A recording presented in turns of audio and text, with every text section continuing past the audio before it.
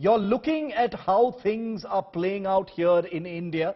We've seen the health ministry's word on, this new strain. They've said there's no cause for panic. A question that's, I want to keep these questions as simple as possible because there's a great deal of interest in the professional answers we're going to get on the show today. But Dr. Parikh, most people are wondering, is this mutant strain possibly already in India? It's improbable, in fact, that it would not be in India. I think the British have been very proactive in not just in detecting it, but in being completely transparent about it. Yeah. On the flip side, they get saddled with the label that it's a London mutant strain, which is unfortunate, but it gives the rest of the world a false sense of security. I would be astonished if it's not here already. Okay, so you're saying it would be very surprising if it isn't here already.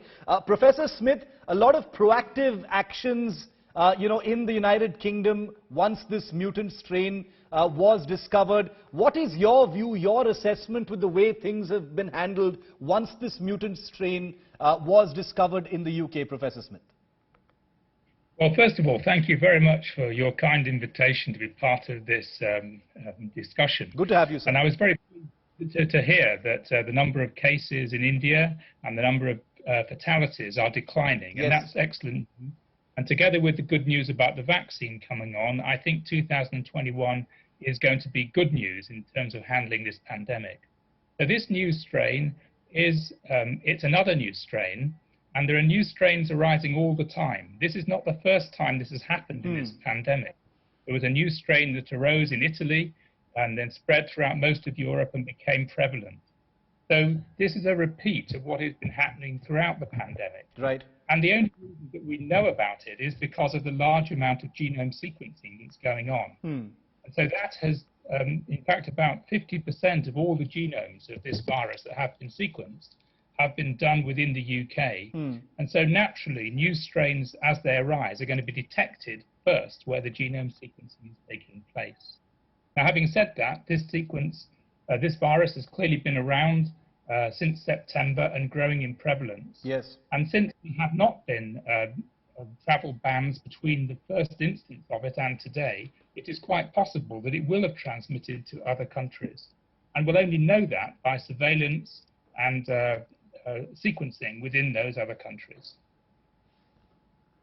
Dr. Sanjeev Krishna, to you, many of the lessons that have been learned in the handling of the first pandemic outbreak, if I could just refer to it as the original coronavirus and not the mutant strain, have those in some ways helped in handling this particular, mutant strain, recognizing it and acting fast against it? Like Dr. Parikh was saying, the British government was quite proactive in its actions once the mutant strain was discovered.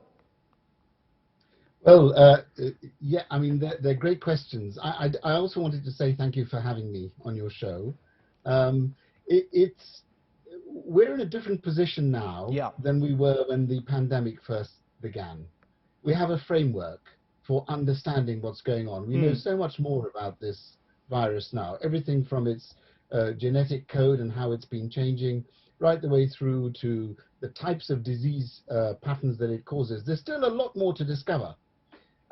So what I would say is, with this B117 strain, the new strain, I think we should take a deep breath and just reassure ourselves, although it looks as though there's something new and magical and important and significant, actually nothing's changed, except that we are in a better position now.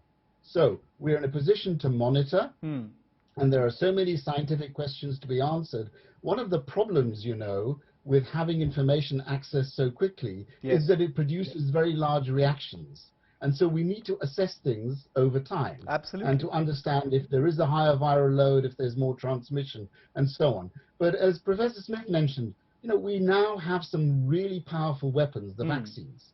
And these are being rolled out, and they're going to be rolled out effectively. Yes. And all the evidence so far suggests that the vaccines will continue to be effective, whether it's B117 or any other strain that we've encountered so far. So let's take a breath let's watch what's happening. Let's see if there's increased transmission and how it works and what the mechanisms are. But we have to stick to the basics, which is to contain the infection by the rules of hand washing, face masks, social distancing. Nothing's changed.